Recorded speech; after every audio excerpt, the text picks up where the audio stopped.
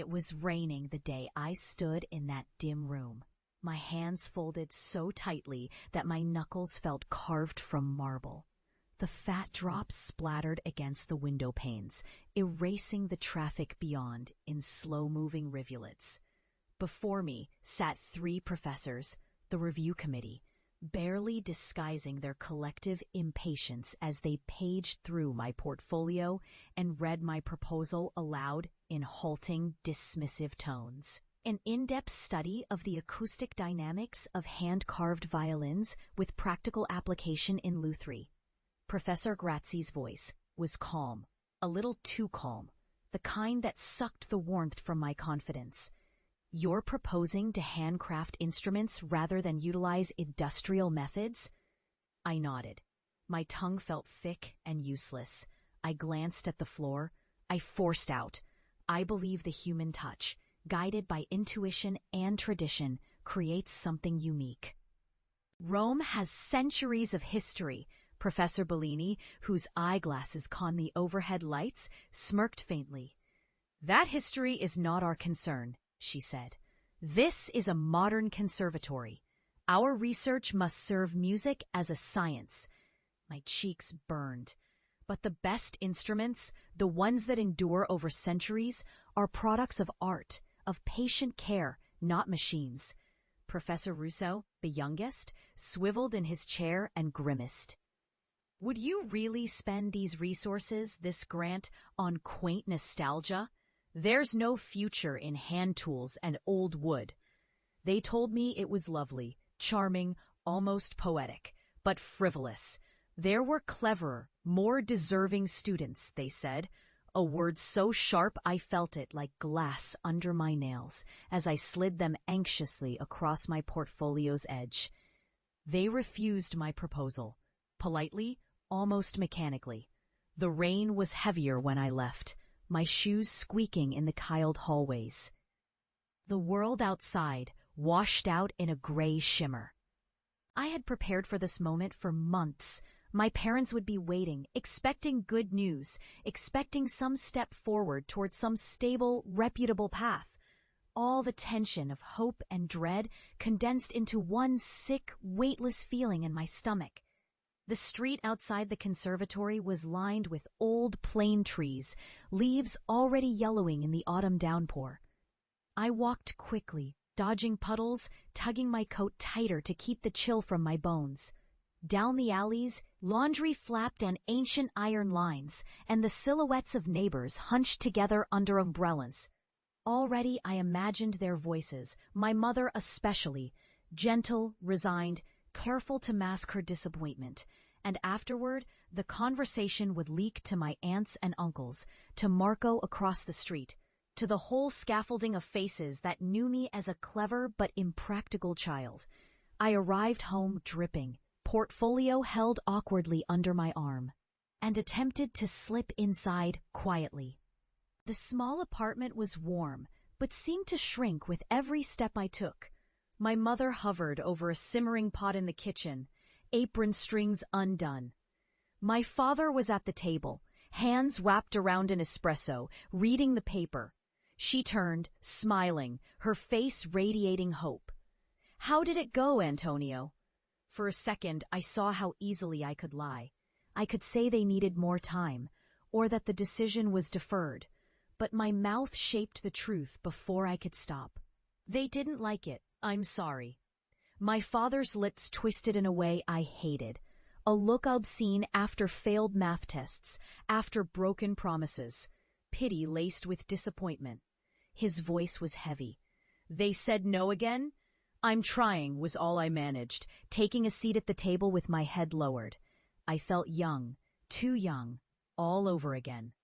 Word spread through the neighborhood faster than my feet could carry me away from pity. By that evening, Cousin Fabio was at the door, a conspiratorial smirk on his lips. "Hey, Maestro," he said, not unkindly, placing exaggerated emphasis on the title. "Heard you're building your own violins now. I hope they play better than Marco's old radio." He laughed, and my father forced a weak smile. At dinner, my mother's sister leaned across the table, brushing crumbs from her lap. It's just tough, Antonino. There isn't money in that. Not like the old days. They build those things in factories now. Science, computers. But the old masters, Stradivari, Amati, I said, half-heartedly. But the room filled with dismissive murmurs. Those belong to the past.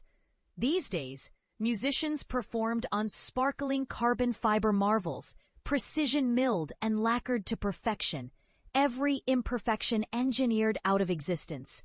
The months bled into each other. Jobs came and went, odd gigs at a bookshop, copying music for a music school. At night, in my small room overlooking the rooftops, I carved blocks of wood with a borrowed chisel, shaping backs and tops, burning my fingers ironing the purfling in, inhaling 1,000-years-old smell from maple sourced from a forgotten workshop in Trastevere. Each instrument was a promise I made to myself, even though the world outside considered it a child's daydream. The grind of ridicule and disappointment wore down my hope, but the ache of giving up would have hurt more. Friends I'd grown up with drifted away into jobs that made sense, that paid bills, that didn't require defending themselves at every family gathering. Sometimes in the afternoons, I'd visit the old artisan district, where the scent of turpentine still clung to cracked stone walls and faded shop signs. The luthiers there, wrinkled, half-blind, their workbenches carved with the history of their hands, let me watch. Sometimes handed me scraps, and once an "foolish boy," one called Alberto muttered, but there was a glimmer in his eye that said he remembered being foolish once too. Just remember, Wood, remembers everything. Your fear, your pride, you must let it sing. That winter, unable to scrape together course fees or rent for my leaky room, I packed a suitcase, tendered a slow goodbye to my parents, and left the city. My mother pressed a rosary into my palm. "You'll find your way in time," she whispered, though I knew she said it to herself as much as me. I worked where I could, teaching music, sweeping studios, hauling lumber in damp country towns. The years wore me down, not all at once, but in slow, crumbling pieces. For a time, I almost gave in, almost believed them all, that the world no longer made space for a craftsman's hands, that history was a museum, not a wound that keeps bleeding into the present. But I kept carving. Every free hour went into wood, planing, scraping, learning the syrupy patience the old men had taught me in Rome. The nights became years. Faces changed, cities changed. I drifted through Turin, Naples, Florence. I met musicians in smoky back rooms, swapped stories with violinists who remembered playing in their grandfather's attic. I bartered for cracked spruce, for a used set of tools, for tips on the acoustics of different varnishes. Eventually, my hands learned the language of curves and edges. Mistakes became rarer. The box of ruined backs and broken ribs shrank. I sent instruments to small competitions. Musicians, often young, stubborn as out of place as I felt, began to play them, at first with skepticism, then with small private joy. Rejections came, but so did acceptance, growing slowly from a murmur to something more substantial. An invitation from a conservatory in the north to give a lecture on tradition. An order from a mid-level soloist. Then, improbably, a letter from Milan, the chance to restore a 17th-century violin for display in a national exhibition. When I returned to Rome, the same city but somehow not the same, it was with a bad-up suitcase aged a decade and a violin case of my own design lacquered violin pegs gleaming beneath the soft glow of the street lamps. My clothes were plain, my shoes still worn, but in my memory burned the sound of applause from far-off cities. And a secret thrill of craftsmen who nodded at my work, sometimes even smiled and called me "colega." The neighborhood seemed smaller now, as if shrunk by time. The familiar sounds, children shouting, the accordionist on the corner, the clang of traffic welcomed me and set me on edge all at once. I let myself into my parents' old apartment. My mother stared at me for a moment at the doorway, and I saw the years etched under her eyes, softened by relief. "Antonio?" Her voice trembled as she pulled me into a tight embrace. "My God, you're back!" My father looked at me over his reading glasses, cautious, guarded. "I brought something for you," I said, and handed him a thick envelope. Commission papers, the Milan exhibition's catalog, a letter from a famous soloist who'd played the violin I made and wanted another. He flipped through them, disbelief flickering over his weathered face. My mother beamed and pressed her fingers to her lips. Within days, word spread as easily as the news of my failure had years earlier. First, it seeped into the corridor, La Signora at the stairway, asking if it was really true. Then to the piazza, the barista never quite smiling, but pouring my espresso with more care. I stayed in Rome, setting up a cramped workshop in a sunlit room above the old bookshop.